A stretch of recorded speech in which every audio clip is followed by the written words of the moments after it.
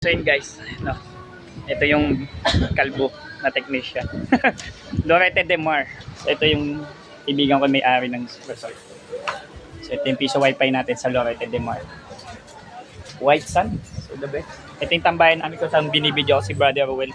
Kasama ko si Brother Nonoy at si Rowell. So yan, so wala tayong magagawa. So nandito kami hindi para magliwaliw. Is nandito kami dahil naglatag kami ng antena. Naglatag kami ng wire. So hindi lang sa piso wifi, pang personal. Mga cottages.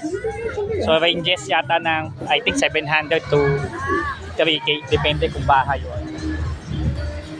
So yan. Beat the hit. Brother Nonoy.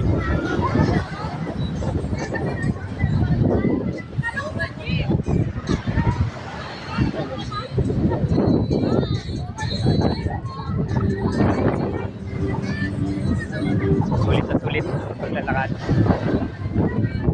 Coast line. Kitang-kita yung ano, El Paraile kitang-kita. El Barrier, Yating.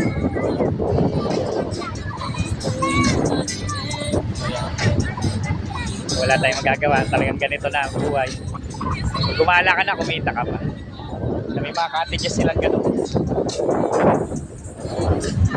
So yan. May cottage and then ano. So sa entrance, ang alam ko sa ngayon wala pa silang entrance and I think magkaka-entrance yata sila according sa may-ari by March. No? Maglalagay din sila ng mga pares, sisig, mga tapsiyan dito din sa area. So yan. Good luck po sa business ventures ni Ate Irina Romero po, no? May-ari dito. So long time friend ko na siya, no? So almost 5 years na kami magkakilala. So ako yung pinagkakatiwala niya about sa wifi kung saan man.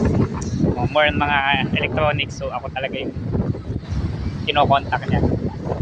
So at least deserve niya yung hindi naman laging hirap. Kita mo niya.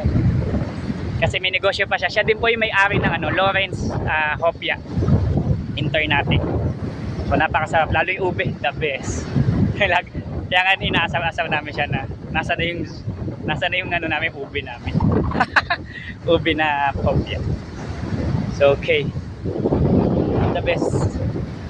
So kung naghahanap kayo ng budget meal and then maganda, maligo, malinis. Ito yun. Lorette de Mar. So magkakatabi lang sila dito ng blacklist